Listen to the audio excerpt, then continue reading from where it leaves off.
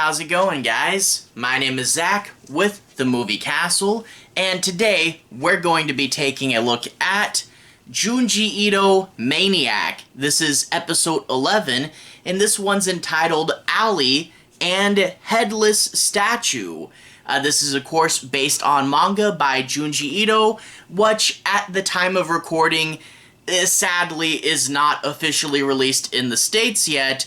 I do hope it will come out soon, and I will say, I'm not sure when exactly this video is going up, but by the time it goes up, Tombs should be pretty close to coming out. It either just came out or is about to come out, but there should be a new Junji Ito collection, Tombs, that will be arriving shortly, and fingers crossed, I don't know the contents of that book, but I hope that we'll get some stories from Maniac in there.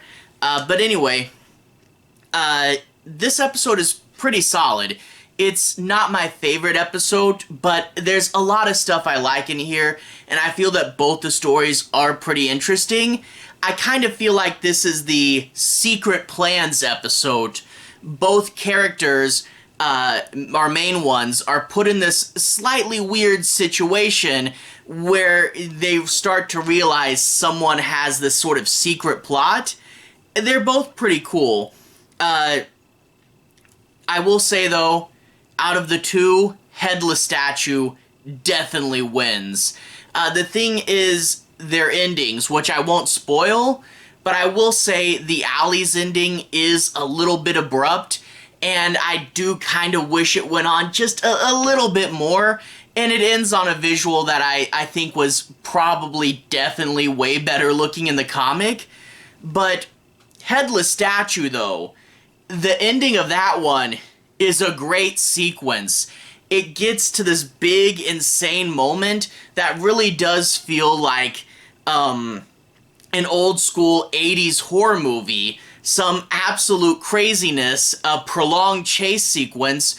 We don't really get too much action sequences in Junji Ito Maniac, and this one is really, really fun. So a little cheesy, but big and over the top, and let's just say, the ending of Headless Statue, probably one of my favorite moments in the series so far. This episode also has a pretty good sense of color. However, again, Headless Statue does win here. Headless Statue has a lot of reds in it. I think it's like autumn outside, so the trees are red. But also, the finale takes place, I guess it's the setting sun, a bunch of red light coming in through the windows. Not only creepy, dark, and intense, but a very Dario Argento-esque lighting for the ending. And it really just makes the final sequence that much cooler.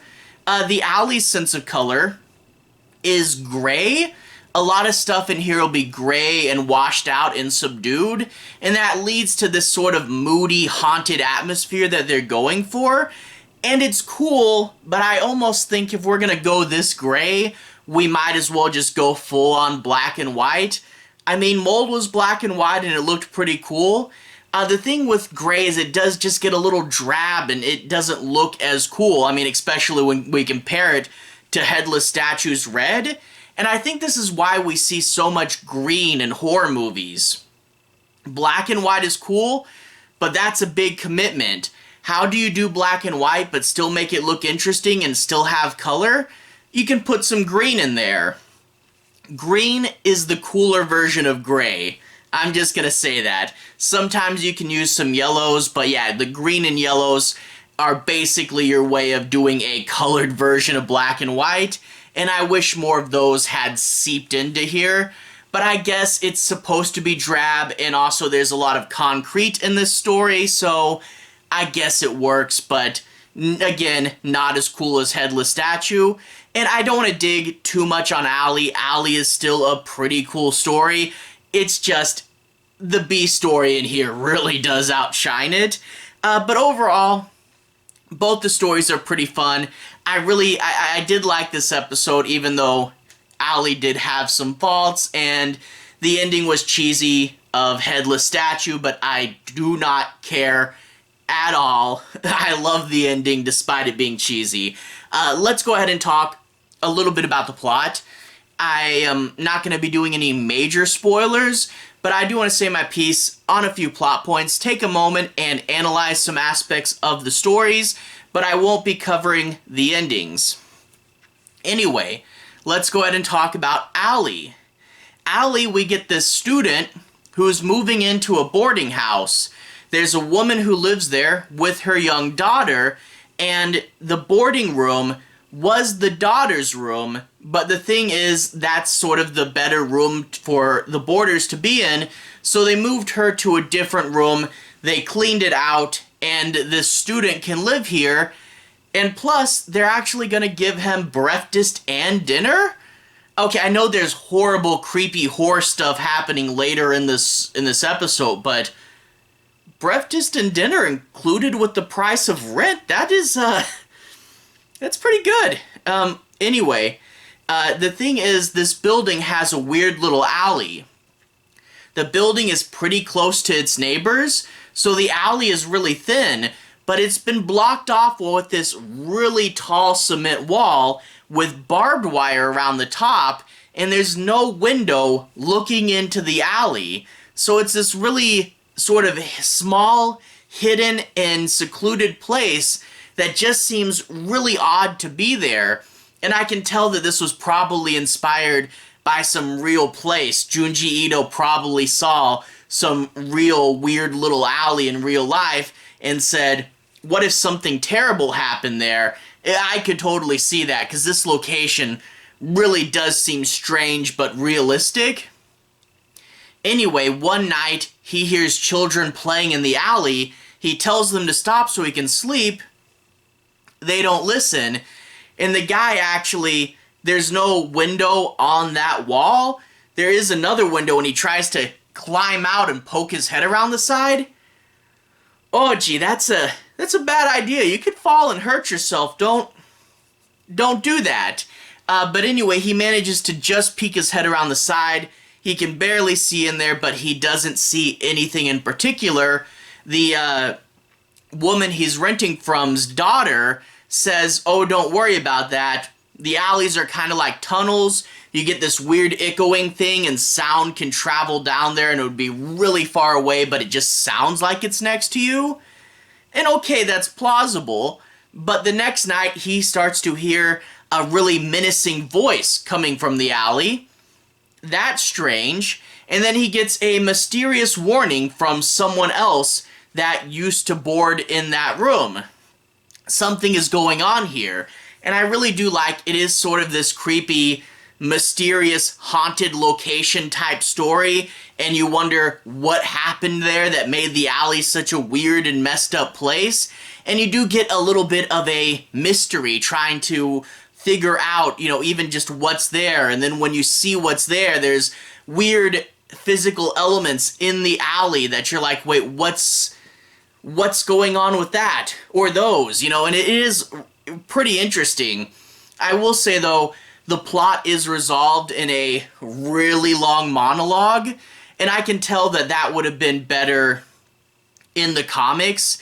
Comics are these weird things. I think Alan Moore said comics are somewhere between a book and a movie, because you do get the visual element, but you also do get words. And, reading through long word sections in a comic, it would feel more like reading a book. This would come across a little more naturalistically. But, it's an interesting story they hear, but it is a question of like, boy, this is a really long monologue. It just seems kind of strange.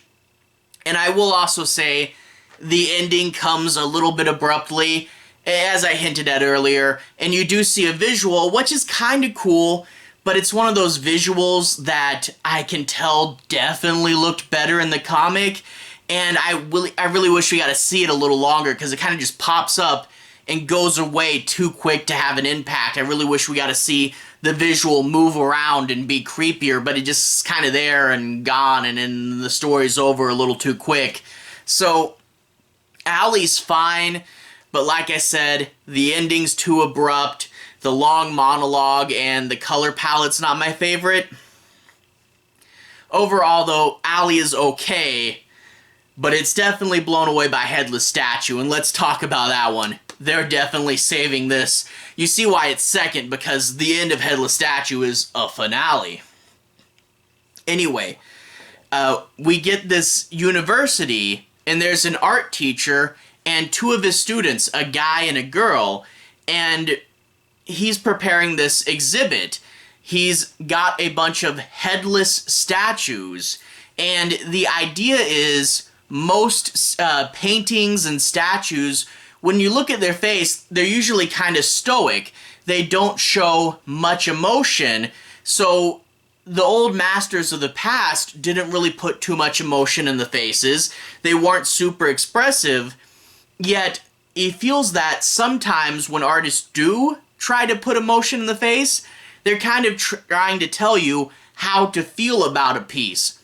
My character's happy, you should be too.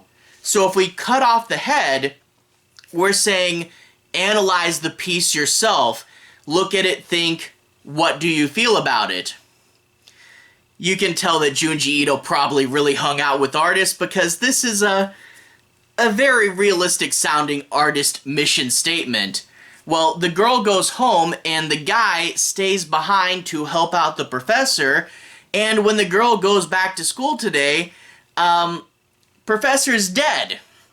He's got his head cut off and the head is missing. Actually, looking back to long hair in the attic, I guess it's a Junji Ito trope to get your head stolen, because, yeah, someone else there had their head cut off and it was missing. But anyway, professor's dead, art building is a crime scene, and the boy she was with last night didn't show up to school.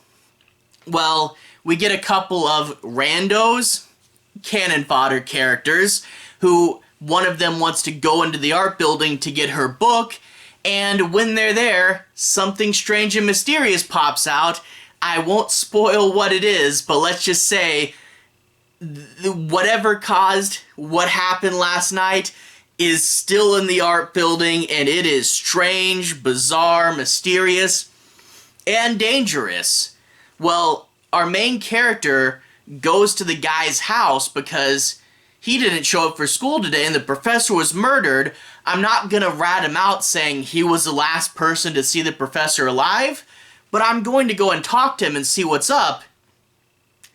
And something's up. He answers the door. He's got gloves on and a mask.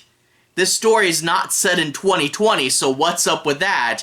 And it's one of those cases of I'm not gonna say anything, but you can tell that I'm up to something, but you don't know what it is. So this guy comes to the door off and being a weirdo, and he says, hey, I need you to come with me back to the art building.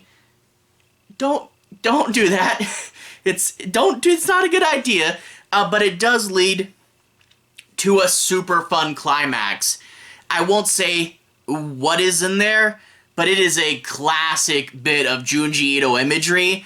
I did look up the original comic, and obviously it looks better in the original comic, but it's still fun here. It's a little bit cheesy, but I don't care. I loved seeing what was in there coming after our main character, and it is just this big, over-the-top, bizarre, how do you even think of something like that, and also super threatening and dangerous. It's just sort of the, well, what is, oh my gosh, what is that? Let's get out of here. It's this really fun moment, and again, extended chase scene, which you don't get too often, but it was something I loved with 80s movies, when you would get the big over-the-top chase scene, running around, destroying things, trying to get out of there. This idea they've closed off the whole art building as a crime scene, so it's all completely empty, the red Argento light shining in through the windows. And, yeah, okay, like I said, the animation's not 100% perfect when you see the more complex bits, but I know it's not perfect, but I liked it, okay? I just, you know, as a fan of 80s horror, this really did have that ring to it, and it's just fun, okay? I really did like it, you know? So, like I said, Ally was good, but it fell a little short. And the ending of Headless Statue, I give you, it's cheesy and it's not perfect animation, but I don't care. I think the ending of Headless Statue was probably one of my favorite moments of the series. I still have one more to go, but I definitely have to say I really did like that ending. So I definitely would recommend this episode. Anyway, to everyone who's watched so far, thank you for watching. To everyone who's liked and subscribed, thank you. You really are helping the channel out. I'll leave a relevant playlist on the bottom. This should be my Junji Ito Maniac playlist. I've covered all the past episodes there. Hope to get to the last one really soon.